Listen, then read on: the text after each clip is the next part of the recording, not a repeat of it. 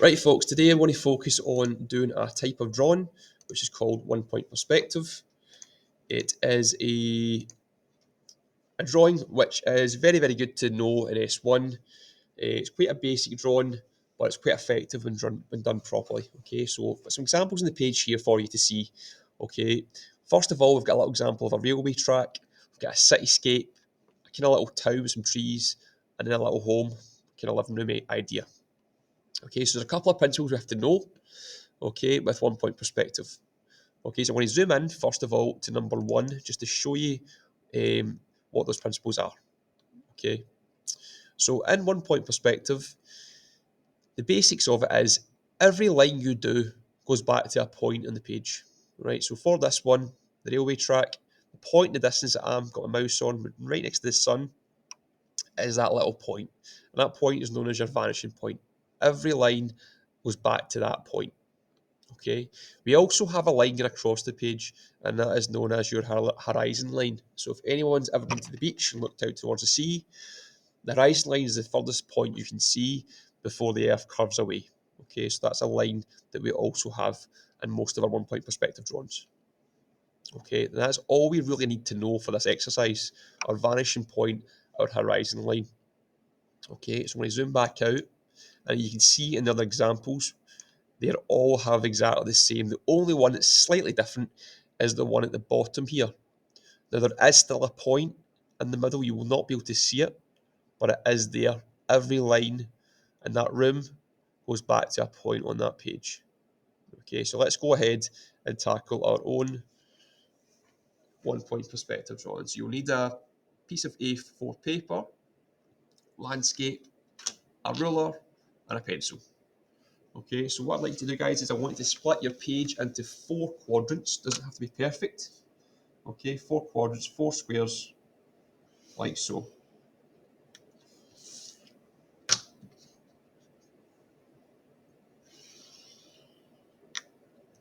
Okay, and for this exercise, we're going to put in the middle our vanishing point, which is known as VP. Okay, your vanishing point can go anywhere on the page, but for this exercise, it is in the middle. Now, this line would normally be our horizon line. Okay, because we're doing it slightly different, we don't have to worry about it too much, this one. Okay, so we're going to go on to number 1 first, square number 1, or area number 1, and we're going to draw a very basic square. Okay, freehand, no size required. I'd like you guys to very carefully just copy roughly the same size square as I've got here. Okay, you can pause the video at any point to see in detail what I'm doing. Okay, so just like that. And my aim is I'm going to take each corner of my square and I want to connect it back to my middle point, which is my vanishing point. And I like you to do it very lightly with your pencil. So line it up with the first corner and lightly mark it in. Okay, your second corner, line it up, move your ruler, mark it in. And the same with your last corner. Line it up, mark it in. Keep it very lightly, okay? And you don't have to do the last corner because you're not going to see it. It's going to go through the middle of the box. You don't need to worry about that. So next we have to work out how wide we want to make it. So for this exercise, we take your ruler from the top corner, line your 0 up the pencil, and we're going to make this box 30 millimeters or 3 centimeters wide and mark a point. Okay, so we've got a point, 30 or 3, depending on the ruler you've got. Now, to make it 3D, everyone really struggles with this.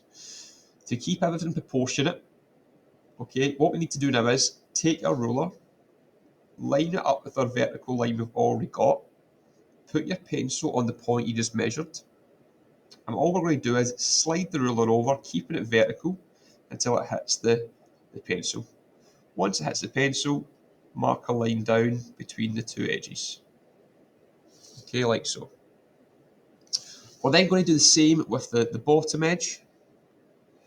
Okay, line it up, the bottom edge, slide it down, where it hits the point, mark it across. Okay, And now what we can do is we can mark in with a pencil a little bit more heavy the edges of the box. Okay, very easy. Okay, number 2 now. I'm going to focus number 2 at doing a little staircase. Okay, so once again, freehand. Don't need to worry too much about sizes. Don't make it too big. I'd like you guys to copy exactly what I'm doing. Feel free to pause the video at any point that you need. Okay, so my stairway is going to have 2 to 3 steps. Okay, so I've drawn my outline and I'm going to add in my wee steps.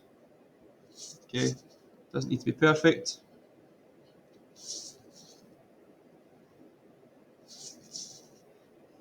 Roughly like so. Okay, and you can see mine is not perfect, but as a very easy staircase kind of shape.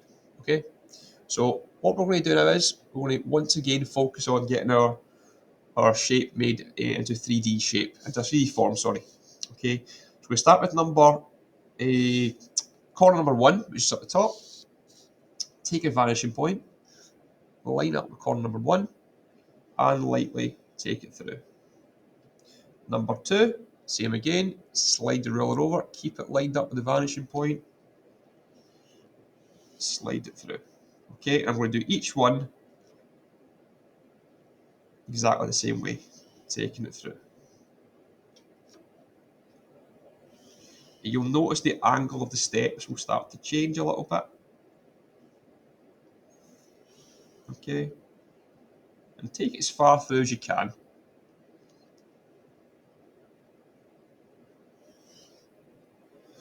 And the last one at the bottom, there we go.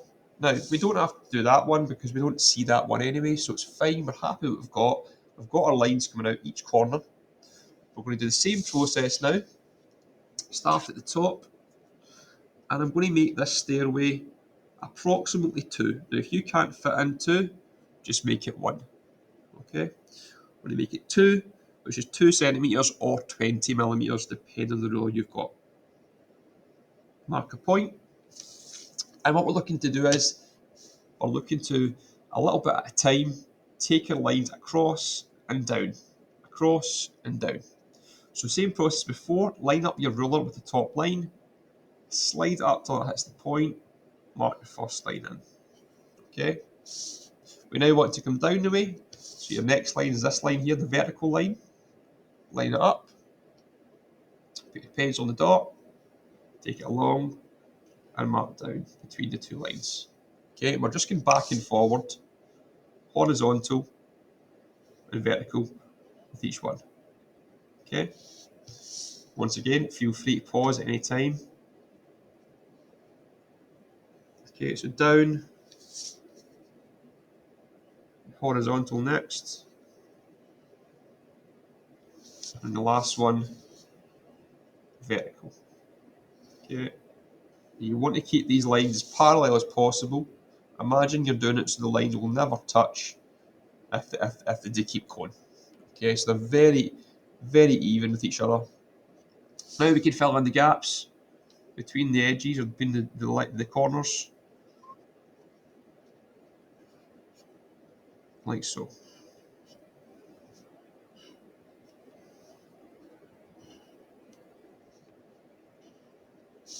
And that has got our little set of steps. Okay. Right, we're going to do another one in number 3 now. And then the last one, number 4, you guys are going to go ahead and do your own shape to see what you guys can come up with. Okay, so number 3, we're going to do a little plus sign. So imagine a games controller, a little plus sign on the games controller. Once again, don't worry too much about how accurate it is. We just want to get the basic shape. Okay, so I'm going to do mine first. Once again, stop at any point you feel you need to see what I'm doing a bit clearer. Okay, try and keep it as close to the middle as possible. I'm adding a little plus sign in. Don't worry about every side being perfect.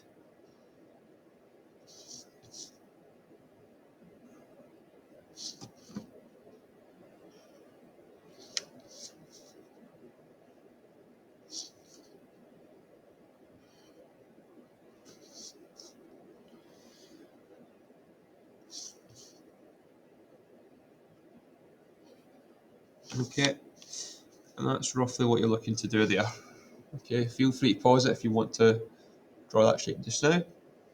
And we're going to go ahead and connect every point, every corner you see there, back to the vanishing point in the middle. Okay, so same again, keep it light. Corner number 1, number 2. Oh, a little bit squinty with that line, need to fix it. Number 3, number 4, number 5, number 6. Now we won't see these points here, so we don't have to worry about them. I'm going to go ahead now, make it 3D. This time I'm going to take my ruler at the top where the 0 hits the point, and I'm going to make this one 2 centimeters or 20 millimeters, once again, depending on the ruler you have in your hands. Okay, so it's the same as the steps. Okay, we've got a horizontal, a vertical, a horizontal, a vertical. Okay, so take your ruler at the top line it up, slide it up till that's the dot, mark along. Okay, missed that little point there, it's my fault. Okay, next one's going to go down the way. Okay, so line up with the edge here, put your pencil on the dot, slide it over, mark it in. Same again here, horizontal this time, mark the pencil on the point, take it up, take it across, and then last point, the side. So vertical, line it up, push it across. Okay, and it's even all the way. Okay. Now, fortunately, these lines we might not have to measure them because they're going to disappear behind the shape. So all we need to do is just connect them to the edge. Okay, and then we're going to mark in heavy for each side.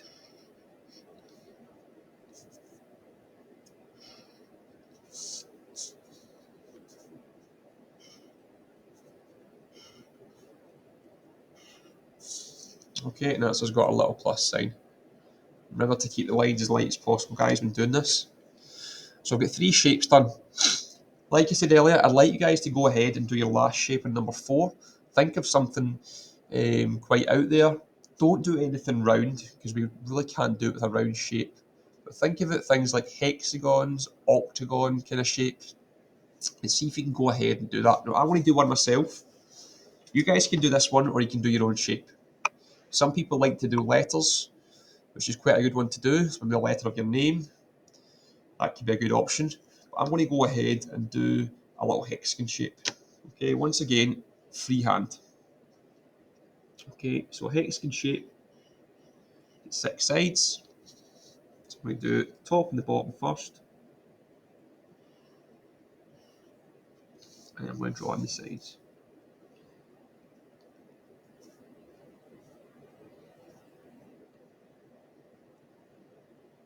Okay, don't worry about it being perfect. It's just an example.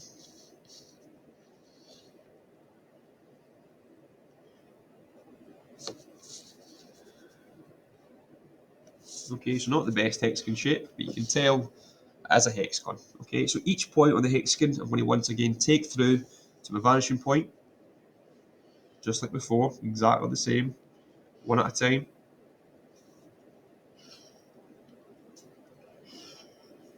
Okay, you're not going to see these points here, so to worry about them. But we have to give it a size again. So for this one, I'm going to make it 30 centimeters or 30 millimeters or 3 centimeters. Mark a point, mark it in heavy so you can see it. Okay, now this time it's a little bit different. The first one's still going to be the same. Okay, we're going vertical. Take it back to where it hits the point, mark in a vertical. Now this one, we need to try and match the angle we've got here. So this is really difficult. But what I'd like to do is, it's the same idea. Put your pencil on the point and try and take the ruler back, keeping it still, not moving it, and then marking it in. Okay. And then the top, this is just the same as the one before. Horizontal, line it up when it hits the point, take it across. Okay. Go over your lines heavy, one at a time. Okay. If anyone would like to be really creative, what we could do now is we could actually put a hole inside of the hexagon. So what that would involve doing is me doing another hexagon inside this hexagon. Okay, so same idea. I would draw a smaller hexagon in the middle. Right, so do my sides. This is only optional, guys. You don't have to do this. If you want to test yourself, you can have a wee go at trying it. Do my 6 sides again.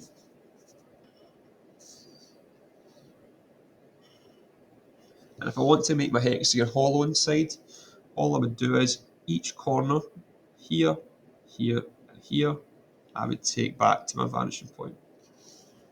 Okay, keeping it light. Keeping it light. Okay. And you can see the 3 lines. And all I have to do is go over those 3 lines heavy. And it gives a 3D hollow impression of what the shape would look like. Okay. Now, once you've done all these shapes, I would like you guys to go ahead and see if you can apply a little bit of tone. Okay, so what I mean by tone is using your pencil to get different areas of shade and light. So what we do with this, you've probably done it in art before, is we take a pencil and you decide where your light's going to come from. So I'm going to draw a little sun. And for me, I want my light to face that direction. Okay, so what that's going to mean is my first side is going to be quite light. Okay, so I'll zoom in so you can see what I'm doing. And what I want to do is, I want to light lift my pencil, not too heavy, shade in a light tone. Okay, so this is called a tonal scale. Okay, we do a little bit of tone on each side. Okay, so first side, smudge it in. Okay, use your finger. It's very, very light. Okay, the next thing we're going to do is the back sides. Now, these will be slightly different. This is the furthest away point from the light, so it's going to be a darker tone. So we're going to lean very heavy with our pencils and apply that in. Okay. Number 2 is going to be very dark as well, but not quite as dark. So I'm going to do this one a little bit lighter, still quite dark.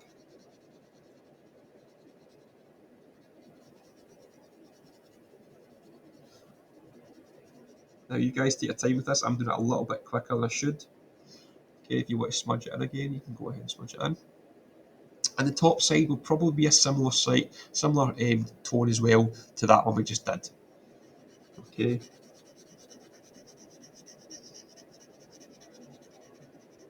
Okay, it might be slightly darker towards the back end, so you can lean a little bit heavier with pencil towards the back.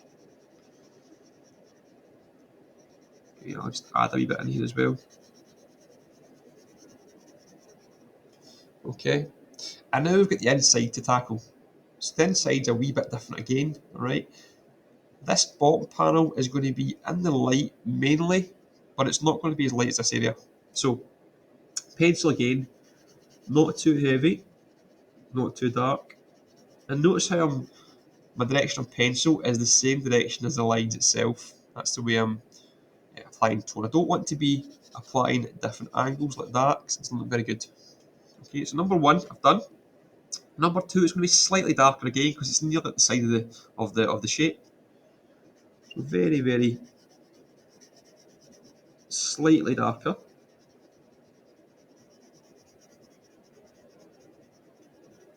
And then the next one will be even darker again because it's further in at the edge.